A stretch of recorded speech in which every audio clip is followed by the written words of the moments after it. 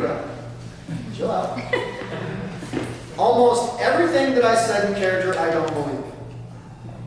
So let's start there. Right? I'm a Christian. I'm on your team. I was doing this to kind of press your buttons, and push you a little bit to wake you up, and I'll talk about that in our debrief time. What was that? Thank you. I'll be here all week. But let's start with this. You'll see a QR code on your table. Please scan that and take the survey that pops up. My website is called danielcollaborative.com. And once you go to that website, you get a survey. It's going to ask you a couple questions. Number one, it's going to ask you to rate yourself on a scale of 1 to 10. So even if you didn't say anything, just give yourself a 1 to 10 rating based on how you track the conversation in your head. So a 1 would be, holy cow, I have no clue how to respond to any of this. I'm swimming. And a 10 would be, you know what, I owned that atheist. I was ready, I was good to go. I had, pew, pew, pew. It was all, I hadn't learned to look. So that would be a 10. And then it's going to ask you to give me a couple of questions or challenges that came up and you want further training on. So maybe give me your top 3. So the atheist said this, I don't have an answer to this, I would like more discussion on that. And we kind of do that for 2 or 3 things. And what I'm going to do is I'm going to take the most popular answers and I'm going to develop a more in-depth training for next week. We can hit on most things kind of quick and easy, but I do want to take a little bit more time next week to go on some things in depth, and I just want to know from you guys what you want. So take a couple minutes to fill out that survey, and then once you submit it, as a thank you, it will give you access to a couple of resources. Okay? It'll give you access to 3 links. And I will talk about those at the end. If it gets to the end of this training and I haven't talked to you about what those links are, somebody pinch me or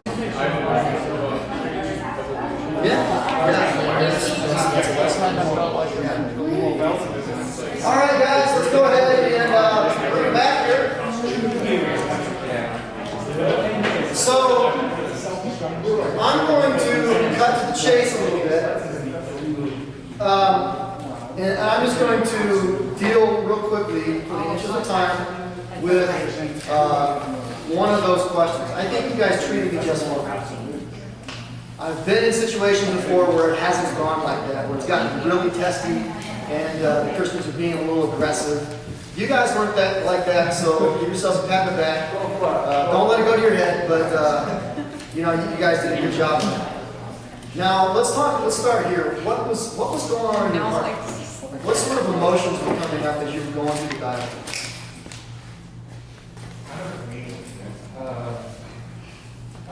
At first, I really loving it, getting into it. As the question was going on and on, and right now, all these objections, all these questions, all this stuff, kind of take apart everything they're saying. And I had to stop myself. I was like, man, something's wrong with my heart by doing this. Because I'm doing this out of want to prove you wrong and really not how to love it. And so I'm like, whoa, part should take a step back a little bit, all these are different claims, all these questions that should be asked. So if you don't mind me pressing a little bit, why do you think you were reacting like that? I think that's just not my nature, but I love other people, knowing more about them, more about their situation just in general, and I love the questions. Okay. And so, I don't think I like to prove people wrong. I don't think that's it. Maybe it is. I don't have to prove that's hard, but knowing just the outcome of whatever question it is, I'm like, okay, I know this is the route we need to take and all this stuff. I want to push them toward that route, I guess. And so, in this situation, I guess it was just a matter of wanting to do whatever it takes to get there. Sure. Even if it was out of Okay, well, there's something to that. We'll come back to that. But what others? Let's get some other reactions. I mean, we're all family here, so don't feel like you got a sense of yourself. Go ahead. I think I'm not really sure what the feeling is, but I think I felt myself getting very nervous. And there were some questions that I wanted to ask, but also I don't know. We talked about this, but I think it kind of just confirmed my belief, or like, if I go into a situation like this, I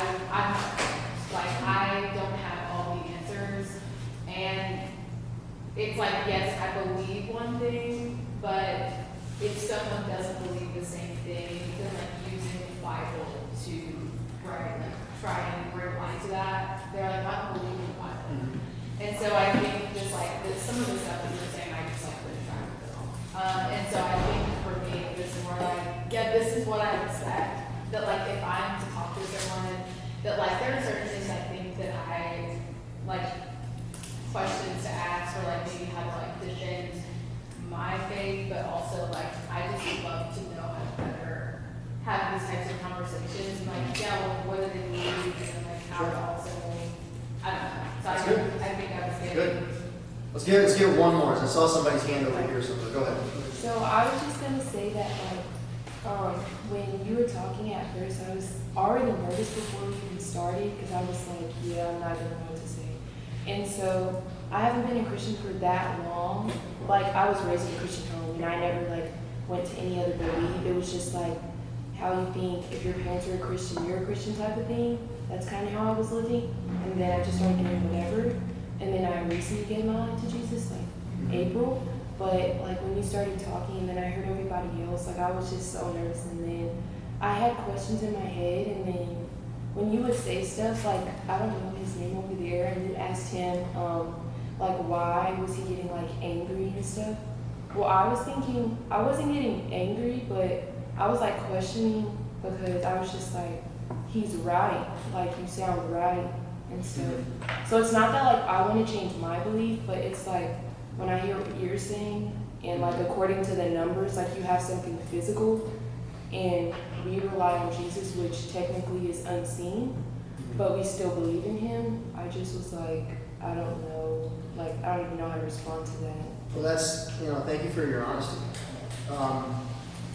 So this kind of gets to the bottom of why Arch and myself want to do this. Okay. Number one, I want to affirm where you guys are coming from. Because you got a little worked up, again, in your hearts. And that's okay. Okay? Because you realize there's something at stake here. You got skin in the game. And I would rather you have that. Like, I would rather you guys go totally overboard, like be super aggressive, than be apathetic and be like shrugging, like, no, what does it matter? Because that shows that you realize this stuff matters. So I do want to affirm that.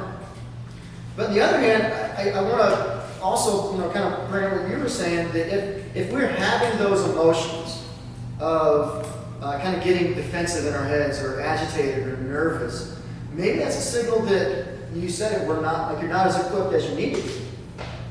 And so that kind of gets to the bottom of why I was doing this. And we can do apologetical trainings or evangelism trainings till we're blue in the face.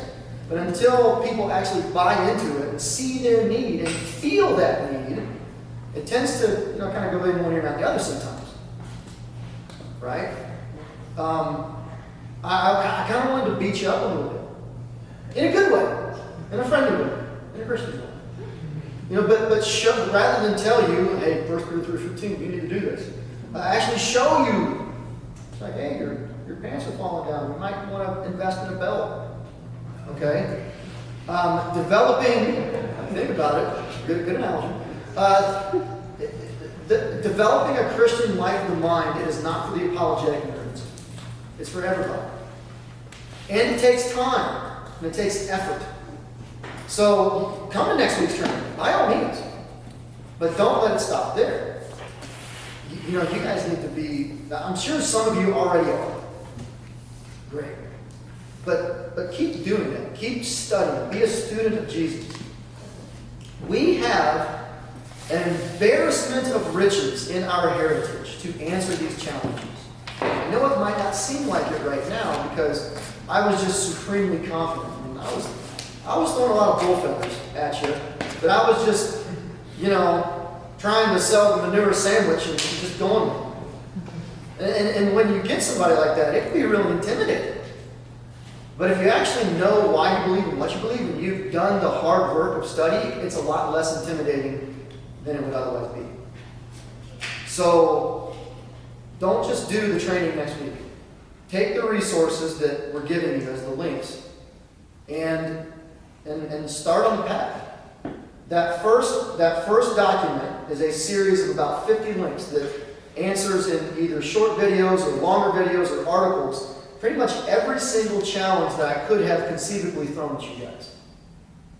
So everything that was covered tonight, that document covered. Then the second one is a book list.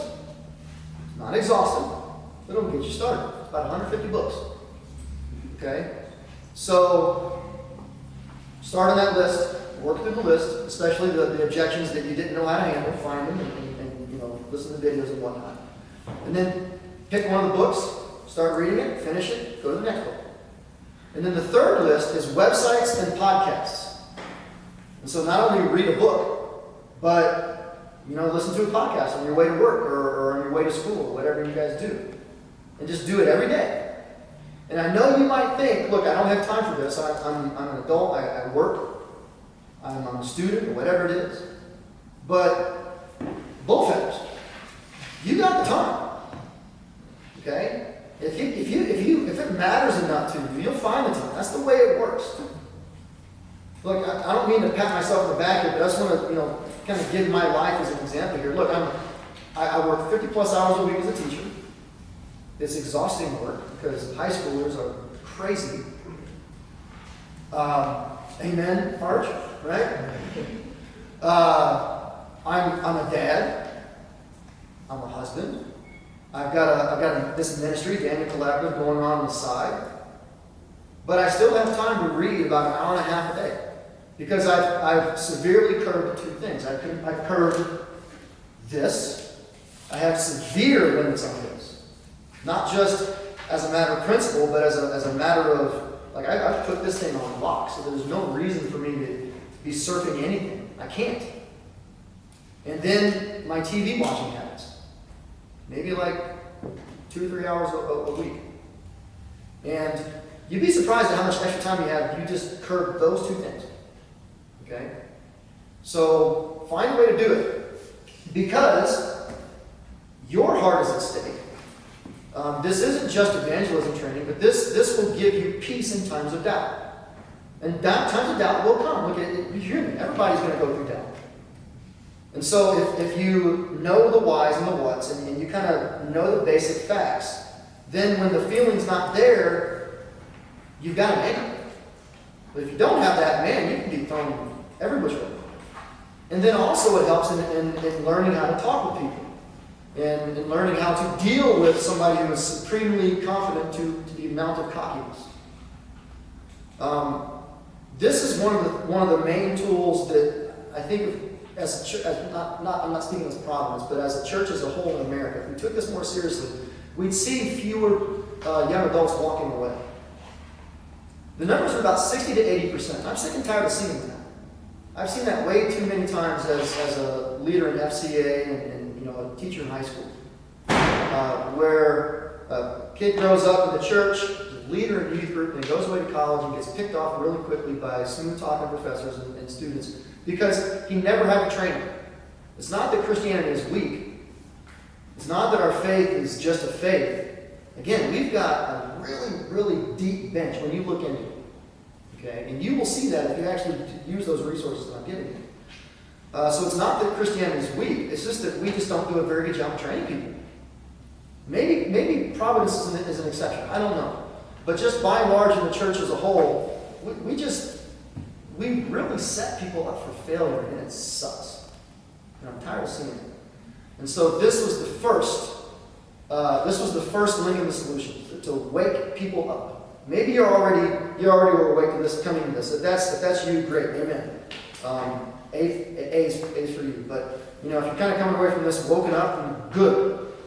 That is what me and Arch intended for this.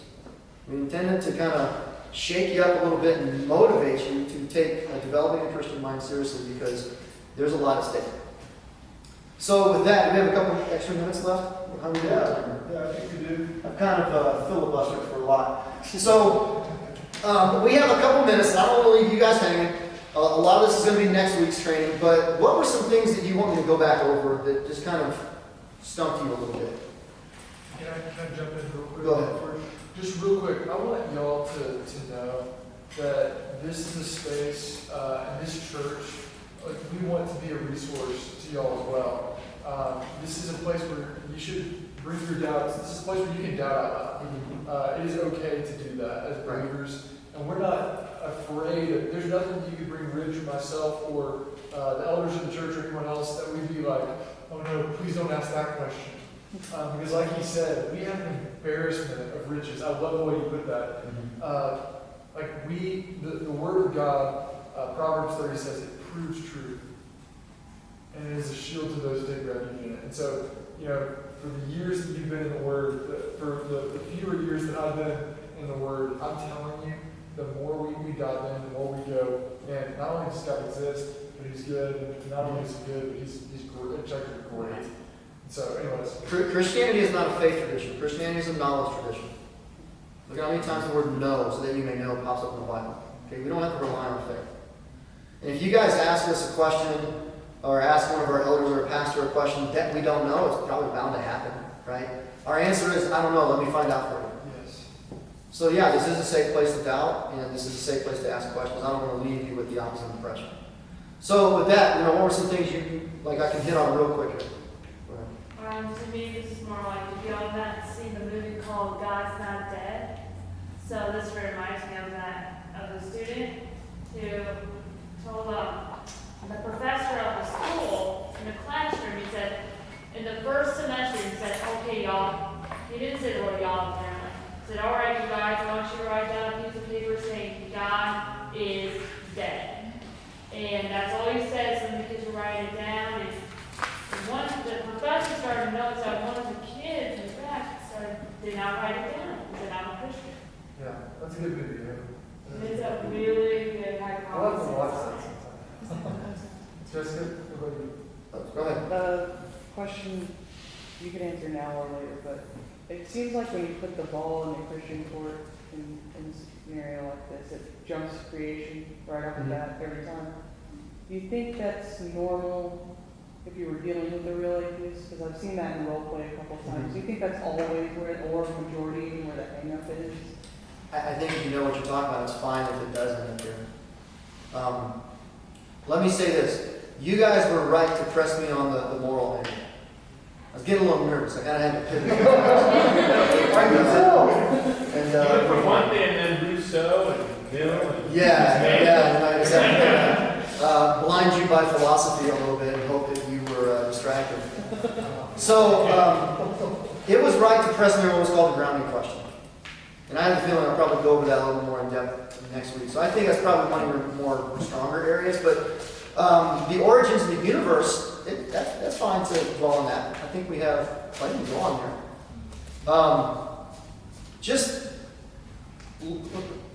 This isn't evidence for God's existence as much as it is a tactical thing. Learn to ask the right questions. And I don't mean to learn to ask, you want to make it a chess match where you're just kind of trying to trap the atheist and make it a gotcha. Because you wouldn't want to be treated like that. So ask them in a way that you would want to be asked. But learn to ask the questions that open up the avenues for you. There's an excellent resource that's on the book list. It's called Tactics in Defending the Faith.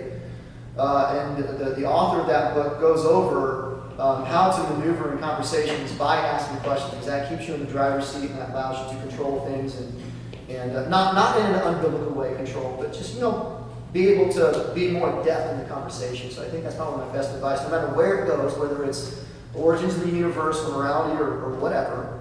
Just learn to ask good questions.